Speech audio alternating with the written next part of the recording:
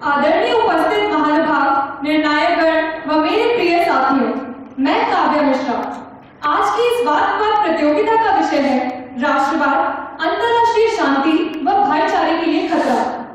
सदन के इस मत के विरोध में मैं अपने विचार प्रस्तुत करना चाहूंगी। मैं सदन के इस मत से कतई सहमत नहीं हूँ। यह एक ऐसा विषय है जो नितांत ही अस्वाभाविक है। यदि राष्ट्रवाद से अंतर्राष्ट्रीय शांति और भाईचारे को खतरा है, तो क्या हमें राष्ट्रवाद को ही समाप्त कर देना चाहिए? ऐसा होना ना ही संभव है और ना ही स्वाभाविक है। यह जानना अति आवश्यक है कि राष्ट्रवाद है क्या। राष्ट्र के प्रति हमारी आस्था, हमारा प्रेम, यह आस्था सदैव ही रही है, सदैव ही रहेगी। राष्ट्र क्या है? क्या सिर्फ एक भूमि के टुकड़े को राष्ट्र कहा जाता है? नहीं, राष्ट्र एक निश्चित भूभाग है जिस पर कई लोग करोड़ों वर्षों से साथ में रहते हैं। साथ में रहने के कारण उनमें समानताएं उत्पन्न होती हैं।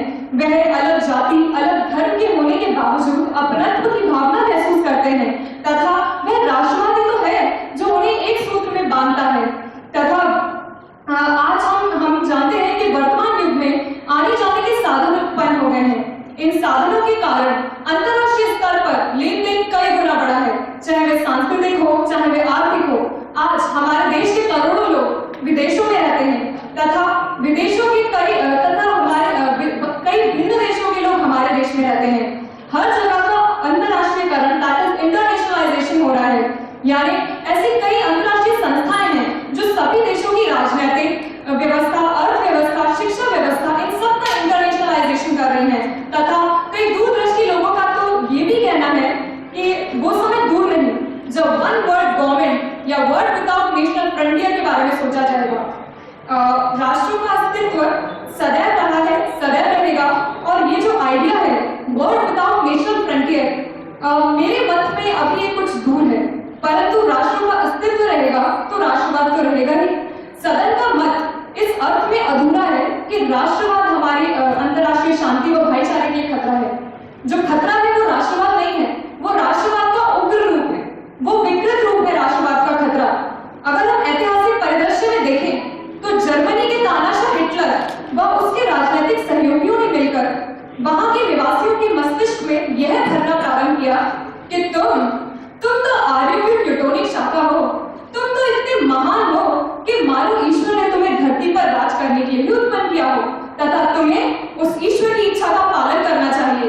यदि कोई सबल राष्ट्र किसी निर्बल राष्ट्र को अपने अधिकार में लेता है तो वो इसके ऊपर किसी तरह से अन्याय नहीं करता, बल्कि वो तो उसके ऊपर एक उपकार करता है, क्योंकि अब वो भी उस सबल राष्ट्र का हिस्सा है। इस प्रकार अपने देशवासियों के हृदय में कूट कूट कर जहर भर दिया और उसका कारण क्या हुआ? द्वितीय विश्व युद्ध। ये इस तरह की सोच, इस तरह की भावना अंतर्राष्ट्रीय स्तर पर शांति के लिए खतरा है। आज का युग वर्तमान युग है। आज का युग प्रजातंत्र का युग है, धर्म निरपेक्षता, व्यक्तिगत स्वतंत्रता का युग है।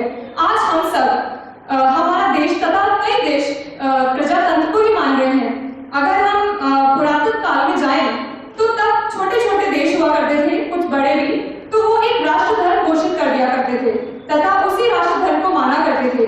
परंतु आज प्लूरलिज्म का जमाना है। आज कई जाति, धर्म, समुदाय, सभी लोग एक साथ मिलकर रहते हैं। परंतु अफसोस की बात यह है कि आज भी कुछ थियोक्रेटिक स्टेट्स हैं जो जबरन वहां के लोगों को मजबूर करते हैं कि वो वही धर्म माने या वही मत माने, वही सोच रखे, जबकि वो वैसी सोच नहीं रखना चाहते हैं। उनको मारते हैं या न मानने वालों की हत्या कर दी जाती है। तो मेरा मानना यह है कि ये सोच हमारी अंतर्राष्ट्रीय शांति के लिए खतरा है। अंत में मैं ये कहना चाहूंगी कि सौम्य राष्ट्रवाद जो सह अस्तित्व में विश्वास रखता है, कभी भी अंतर्राष्ट्रीय शांति के लिए खतरा नहीं हो सकता। मैं यह जोड़ना चाहूंगी कि हम एक समुदाय में रहते हैं, हमारा एक धर्म है, हमारा एक पड़ोस है, हमारा परिवार है तथा उसके प्रति हमारा प्रेम है, हमारी आस्था है। परंतु वो आस्था हमसे कभी नहीं कहती कि दूसरे धर्मों के प्रति या दूसरे समुदाय के प्रति द्वेष की भावना रखी जाए या हिंसा की भावना रखी जाए। असल में यही सच्चा सेक्युलरिज्म है, यही डेमोक्रेसी की आत्मा है। धार्मिक, जातीय, प्रजातीय सद्भाव, लिव